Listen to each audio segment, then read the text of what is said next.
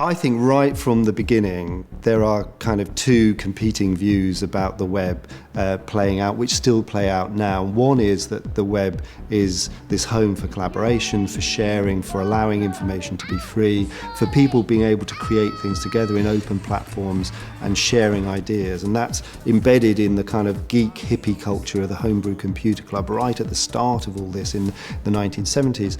And then there's another, which is the kind of Bill Gates, Microsoft corporate view, which is, wait a minute, how do you pay the mortgage? You know, you're sharing all this stuff for free, but who's putting the groceries on the table? Someone needs to pay for this stuff. And that is still not really a question we've worked out, because even now, the newest creations of the web, the most glittering, Twitter, no one knows how it's going to make money. It's fantastic to do, but how do you actually make money out of it? And so this is this huge dilemma, that we've got this way of creating stuff, collaborative and open, which isn't really viable economically in some ways, and we're still trying to work out how we might make our livings out of it.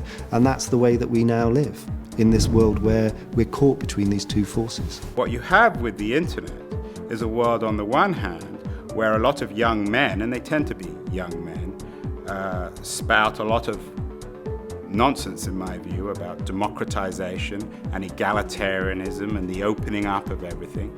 On the other hand, these young men are becoming infinitely rich and powerful.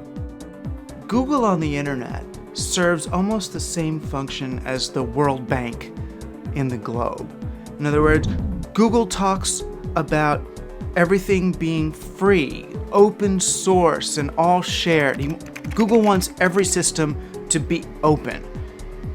But what Google really wants is every system to be open to Google so that Google can serve ads through every piece of technology. You know, the same way that the World Bank says, oh, we want to give money to all these developing nations as long as they open their markets to first world activity. That means we're going to give them money so that they allow a factory to be open on their land. You know, we're going to give them money so they have the privilege of paying us back with interest. Maybe it's because of their lack of competition that they get away with providing such shitty service. We pay more for our internet service than almost anybody else on Earth, and yet the download speeds we get lag behind Estonia. Estonia! The web is the digital version of capitalism, and social media is the next stage in post-industrial capitalism. It's the way in which industrial production and industrial society is being replaced by the digital, by globalization, by the virtualization of production, by all the other features and values and ways of organizing that the web is. And that's because we've turned the net from a venue for self-expression to a way to render ourselves up onto the market. The underlying logic of it all is finding new ways to exploit this ability to combine creatively in collaboration. That's the underlying logic of all this, finding new and more creative ways to collaborate. And the trick that everyone is trying to pull off is, how do you make money out of that so you can create a kind of viable organization that people can earn their livings from or invest in. And technology can never be detached from values. Technology reflects human beings. Human beings don't reflect technology. People have access to create and distribute on their own.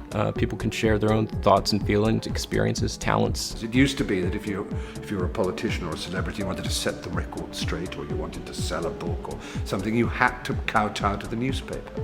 Now you don't. You just simply ignore them.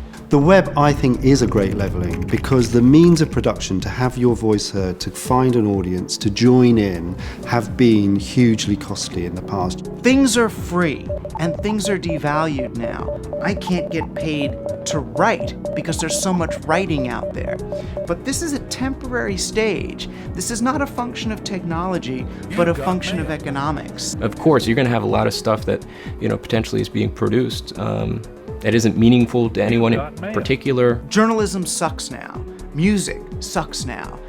Media sucks now because everyone can kind of make this stuff. But they lose sight of the fact that we have a factor of 100,000 times more people actually creating quality content than we ever had in the past. People using it as a resource to be informed. And what I think it does, when you see the personal side of people just capturing everyday life, is that it breaks down cultural barriers. I think education is being redefined. It's not necessarily about memorization, it's about finding, searching for answers. You have an infinite amount of resources available to you.